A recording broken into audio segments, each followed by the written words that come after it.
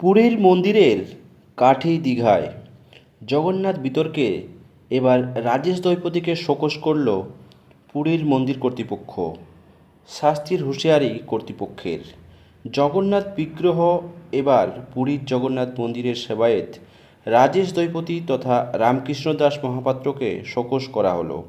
উড়িষ্যার মন্দির কর্তৃপক্ষের তরফে রবিবার রাজেশকে শোকজ নোটিশ ধরানো হয়। 7 দিনের মধ্যে জবাব দিতে হবে তাকে। উত্তর সন্তোষজনক না হলে জগন্নাথ মন্দির আইন 1955 অনুসারে ওই সেবায়েতের বিরুদ্ধে কঠোর পদক্ষেপ করা হবে বলেও জানানো হয়েছে। দীঘার জগন্নাথ মন্দিরের দ্বারোদ্ঘাটনের দিন গুরুত্বপূর্ণ ভূমিকায় দেখা গিয়েছিল রাজেশকে। তার নেতৃত্বেই দীঘার মন্দিরের জগন্নাথ, বলরাম এবং সুভদ্রার মার্বেল পাথরের মূর্তির পাশাপাশি কাঠের বিগ্রহ প্রাণ প্রতিষ্ঠা হয়। অভিযোগ ওঠে 2015 সালে পুরীর মন্দিরের নবকলেবরের ব্যবহৃত পবিত্র নিম কাঠের অবশিষ্ট অংশ দিয়েই বানানো হয়েছে দীঘার জগন্নাথের বিগ্রহ। সংবাদ মাধ্যমের সামনে এমনই দাবি করেছেন রাজেশ দৈতাপতি। তার এই মন্তব্যকে ঘিরেই বিতর্ক হয়। উড়িষ্যায় পৌঁছে রাজেশ অবশ্য দাবি করেন নবকলেবরের ব্যবহৃত কাঠ নয়, অন্য একটা নিম গাছের কাঠ দিয়ে দীঘার জগন্নাথের বিগ্রহ বানানো হয়েছে।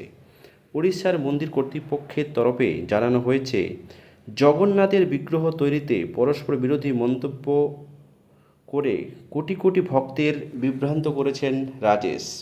রাজেশের আচরণে উড়িষ্যার মন্দিরের ভাবমূর্তিও নষ্ট হয়েছে বলে দাবি করা হয়েছে। প্রথা অনুযায়ী নবকলেবরের আগে রাজ্যের বিভিন্ন প্রান্ত থেকে কাঠ সংগ্রহ করে উড়িষ্যা মন্দিরের জগন্নাথের নতুন বিগ্রহ তৈরি করা হয়। অতিরিক্ত কাঠ সংগ্রহীত করে রাখা হয় একটি নির্দিষ্ট কক্ষে। বিগ্রহ বিতর্ক শুরু হয় পরেই বিষয়টি খতিয়ে দেখার জন্য পুরীর মন্দির কর্তৃপক্ষের নির্দেশ দিয়েছিলেন উড়িষ্যার আইনমন্ত্রী পৃথ্বীরাজ হরিচন্দ্রন। রবিবার পুরীর জগন্নাথ মন্দির প্রশাসনের প্রধান অরবিন্দ পাধি রাজেশকে ডেকে পাঠিয়ে 90 মিনিট জিজ্ঞাসাবাদ করেন। মন্দির প্রশাসনের একটি সূত্রে জানা গিয়েছে, দৈতাপতির সংগঠনের সম্পাদক হওয়া সত্ত্বেও রাজেশ কীভাবে পুরীর মন্দিরে থাকা পবিত্র কাঠ দীঘার জগন্নাথ বিগ্রহ তৈরি করতে ব্যবহার করলেন তা জানতে চাওয়া হয়েছে। জগন্নাথ বিগ্রহ বিতর্কে এবার পুরীর জগন্নাথ মন্দিরের সেবায়েত রাজেশ দৈতাপতি তথা রামকৃষ্ণ দাস মহাপাত্রকে শোকস করা হলো।